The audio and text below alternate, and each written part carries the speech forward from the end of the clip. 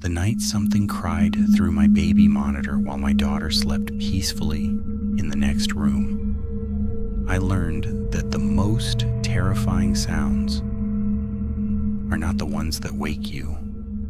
They are the ones you almost miss, the ones hiding underneath the breathing of someone you love, patient and rhythmic, waiting to be heard. Stay with me, because that was only the beginning. And I have 3 stories to tell you tonight, and not one of them has an ending I am fully comfortable with. Welcome to the Id's Shadow. If these stories find you in the dark, you are exactly where you are supposed to be. Drop a like, leave a comment, and subscribe so you never miss what comes next. Story 1. What was breathing through the monitor? The digital baby monitor died on night 3 home from the hospital. Just went dark with no explanation, and I plugged in the old analog one my mother-in-law had pressed into my hands before my due date. And something in me settled when I heard my daughter's breathing fill the room through its soft static. Her name was Miriam. She was the quietest newborn I had ever been near. The kind of quiet that makes new parents anxious rather than grateful, sleeping in 4-hour stretches and waking with a sound barely louder than a question. The monitor picked up everything on every exhale, every rustle of her sleep sack. And when I heard what I thought was faint music bleeding through the analog frequency from somewhere down the block, I never gave it a second thought. White noise is white noise. I believed that right up until Miriam was 6 weeks old, and I was lying awake at 3 in the morning with that wired, hollow feeling that belongs entirely to new parents. And I heard it clearly for the very first time, thin and rhythmic and coming from underneath her breathing. Not Miriam. Miriam was asleep. I could hear her asleep. Something else was crying on her frequency, rising and falling in a pattern that raised the hair on my arms before my brain had finished understanding why. I told myself it was the street. I picked up the receiver, listened for a full minute, and it was gone. And I put it down and eventually slept. And I did not tell my husband because I already knew how it would sound. 2 nights later, it was back.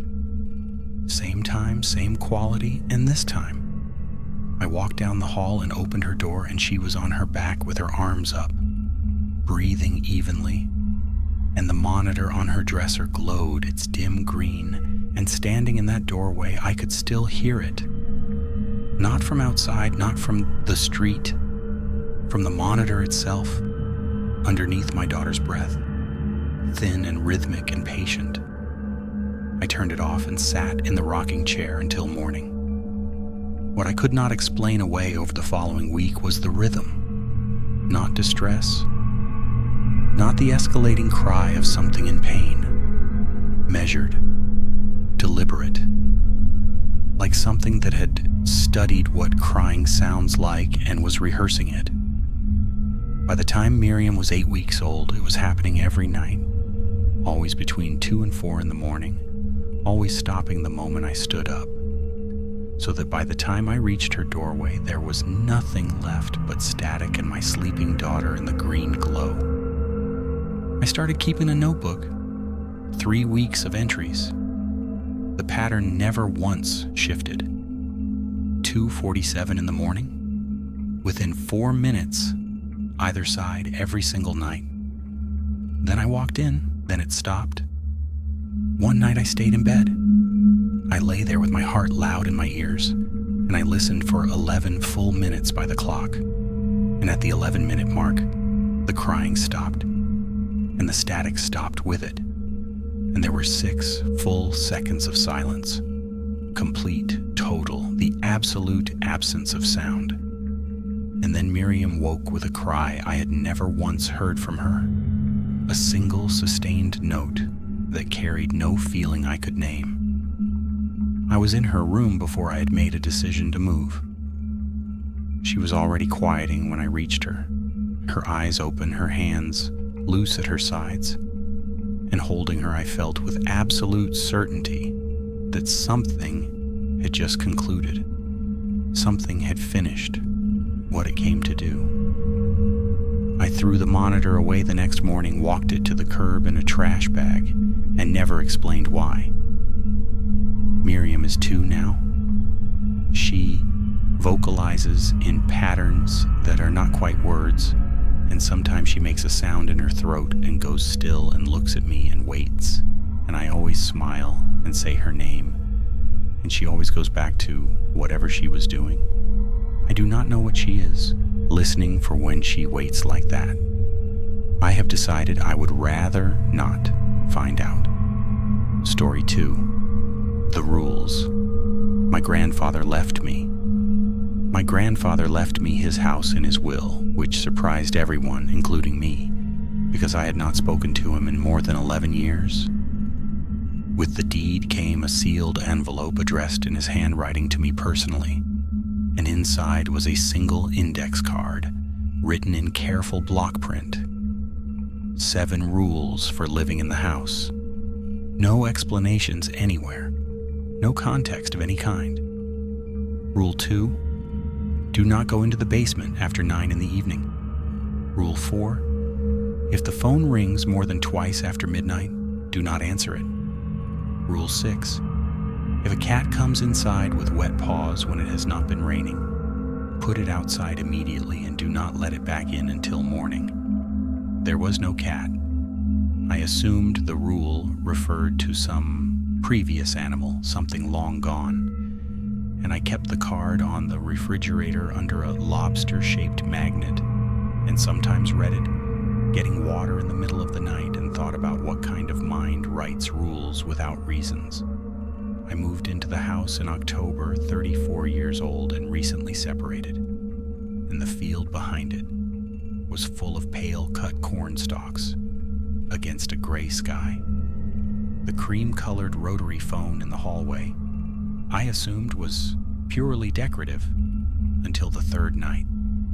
At 12:43 in the morning when it rang, I was already awake, parsing sounds into categories of normal and not normal the way you do the first week in an unfamiliar place. And that ring cut through everything with a quality I can only describe as wrong. Not the sound itself, but something carried inside it. Something the body understands before the mind catches up. I thought of Rule 4. It rang a 2nd time. I walked to the top of the stairs and looked down at it in the dark hallway, and it rang a 3rd time, and I did not answer. In the morning, I called the phone company. The number on that line was my grandfather's number. The account had been closed for more than 3 years. The phone had no active service. I checked the cord. It ran into the wall, and that was all. No explanation, no line out.